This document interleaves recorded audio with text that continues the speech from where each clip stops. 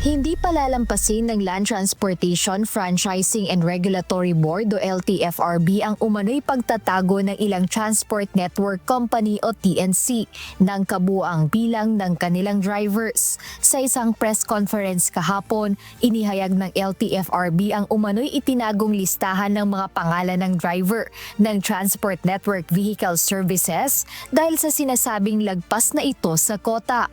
Ayon kay Attorney Greg Pua, board member ng LTFRB, bagamat walang kabuuang limit ang TNVS, mayroon lamang itinakdang bilang ng prangkisa na binubuksan ang ahensya kada taon, kaya't may mga driver na hindi na isama sa opisyal na listahan o bilang ng may prangkisa.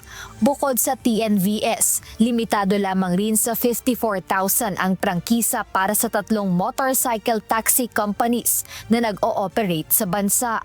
Dahil dito, iimbestigahan na ng LTFRB kung nagkaroon ng violation ang mga TNVS at motorcycle taxi providers. Siguro itong linggong to or after Holy Week, we will act on this.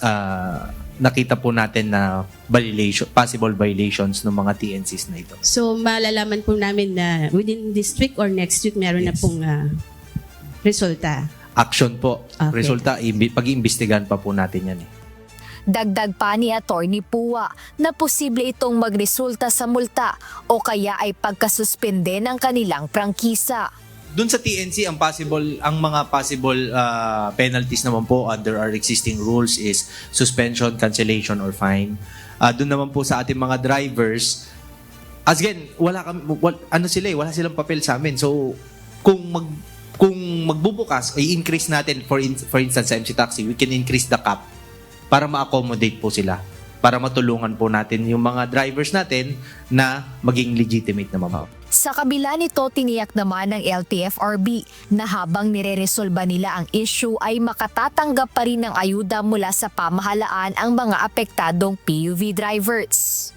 Jedne Resina, humahataw sa balita ngayon.